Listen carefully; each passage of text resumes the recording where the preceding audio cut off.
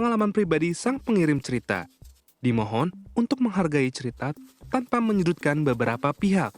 Selamat menikmati. What's up teman-teman GPC? Kenalin, gue Alvin. Di sini gue mau nyeritain sebuah kisah horor nih dari kampus gue tercinta. Ya, bukan kisah gue sendiri sih, tapi dari temen gue yang kaum Hawa. Karena kejadiannya nih di asrama cewek. Kampus gue ini punya 3 kompleks asrama, cewek, cowok, sama internasional. Nah, di kompleks asrama cewek sama cowok nih, terdiri dari kurang lebih 8 bangunan. Tapi ini mah dulu ya, pas zaman gue masih di asrama. Sekarang sih harusnya udah berkembang biak tuh bangunannya. Oke, jadi begindang ceritanya. Waktu itu kalau nggak salah semester genap tahun pertama kita kuliah. Menurut beliau, suasana asrama pada hari itu B aja. Mahasiswi masuk setelah beraktivitas. Mereka nongkrong, mereka gibah, dan beberapa berteriak gila karena tugas. Nah, setiap asrama nih terdiri dari 4 lantai ya. Di tiap lantai di depan tangga ada ruang tengah, tempat ngumpul-ngumpul gitu. Di ruang tengah itu dikasih meja, dikasih kursi, kayak kursi ruang tunggu gitu. Terus dikasih juga TV, yang entah tuh kemana remote-nya selalu aja hilang. Ada juga jendela gede tuh, sekitar 2,5 meter lah lebarnya. Jadi lu bisa bayangin gedenya segede apa.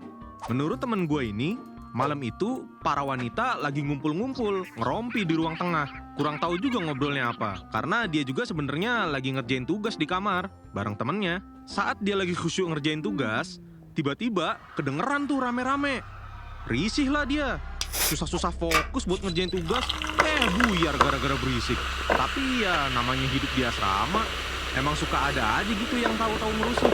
Bukan sesuatu yang perlu dijadiin beban pikiran lah. Anehnya, suasana di sekitar kok malah makin rame. Teriakan orang juga beda. Bukan kayak teriakan orang stres gitu karena banyak tugas, tapi kedengeran kayak teriakan orang-orang yang panik. Karena penasaran, ya akhirnya temen gue tuh keluar dari kamar buat ngeliat. Dan setelah cari tahu, ternyata huru-hara ada dari lantai 4. Naiklah nih temen gue bareng kawan-kawannya.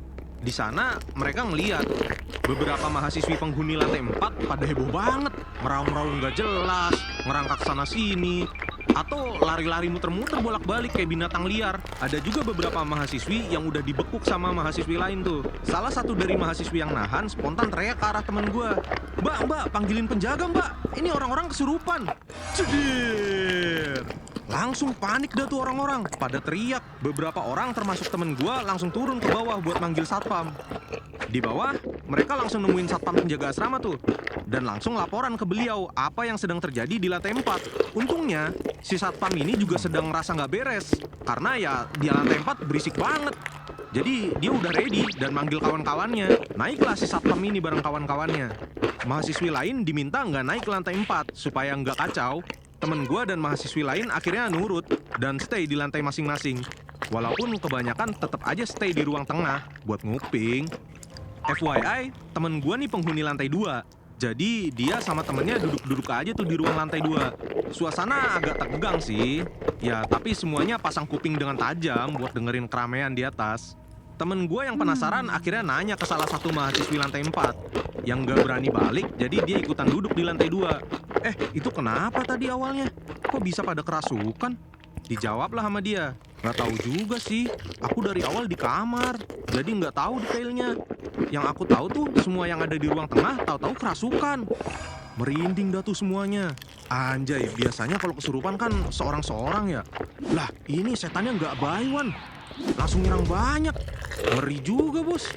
Beberapa saat kemudian, ada beberapa ustadz sama ustazah yang datang tuh. Dipanggil sama salah satu satpam. Mereka langsung bergegas naik ke atas buat memadamkan kekacauan di lantai 4. Alhamdulillahnya, beberapa saat kemudian, keramaian di lantai 4 mulai memudar. Temen gue dan beberapa mahasiswi lain akhirnya ngerasa sedikit lega dan mulai ngerumpi lagi. Belum lama suasana mulai tenang, tahu-tahu kedengeran suara orang teriak lagi di atas. Kata temen gue sih suara teriakannya lebih deket, kemungkinan di lantai 3. Dan hal ini dikonfirmasi dari teriakan orang-orang di atas yang pada teriak, di bawah, di bawah. Rame lagi tuh suasana. Ternyata mahasiswi di lantai 3 kesurupan juga. Dan ustadz-ustadz langsung pada turun ke lantai 3 buat ngurusin yang di situ. Salah satu satpam yang lagi nurunin orang-orang ngomelin mahasiswi yang lagi duduk di lantai 2. Dia nyuruh temen gua dan yang lainnya buat kembali ke kamar masing-masing. Orang-orang akhirnya panik. Beberapa ngedengerin saran si satpam dan balik ke kamarnya masing-masing. Tapi kebanyakan tetap stay di ruang tengah karena mereka kepo sama kejadian di atas. Soalnya di atas rame banget nih, orang-orang pada teriak. Dari poin ini, temen gue bilang memori dia agak ngeblur. Karena begitu dia buka mata, dia baru sadar kalau dia sendiri itu juga termasuk salah satu korban dari kesurupan massal malam itu. Besoknya, setelah suasana kondusif, dia nanya ke satpam yang kemarin jaga. Kata dia, dari interview para korban kesurupan, awal kejadiannya tuh di lantai 4, pas mahasiswi lagi pada ngumpul. Tiba-tiba, ada tangan gede banget yang ngehantam jendela. Katanya semua yang lihat tangan ini nih langsung kesurupan di tempat. Bejir! Dan yang bikin serem lagi, hal ini nggak cuma kejadian di lantai 4 aja. Pas situasi di lantai 4 mulai reda, bam! Kejadian lagi tuh di lantai 3. Sama kayak di atas. Semua yang lihat tangan itu langsung kesurupan di tempat. Dan itu juga yang terjadi ke temen gua. Dan orang-orang yang lihat hal itu di lantai 2. Dan you know what? Hal ini terjadi di 3 tempat. 3 dari 8 gedung asrama cewek. Wah, serem banget. Ya, berhubung ini cerita dari temen gua dan bukan pengalaman gue langsung, gua nggak bisa mastiin kejadian tersebut ya. Tapi emang pada saat itu, waktu gua keluar asrama buat nyari sarapan, ada beberapa ambulans standby di asrama cewek. Dan keadaan sekitar situ emang rame. Dan kalau nggak salah, waktu itu juga berita ini masuk ke koran lokal. Cuma nggak tahu deh sampai masuk ke stasiun TV apa enggak. Soalnya gua nggak nontonin TV nih. Tapi kalau dipikir-pikir serem juga ya. Bayangin cuy, ada tangan yang bisa nutupin jendela segitu gede. Udah gitu, semua orang yang lihat tangan itu langsung kesurupan di tempat. Sekuat apa tuh setan auranya, Cir? Serem. Kayaknya cukup segitu aja deh cerita dari gua. Kalau kalian punya cerita yang menarik, bisa dikirim ke guapunyacerita.id@gmail.com ya.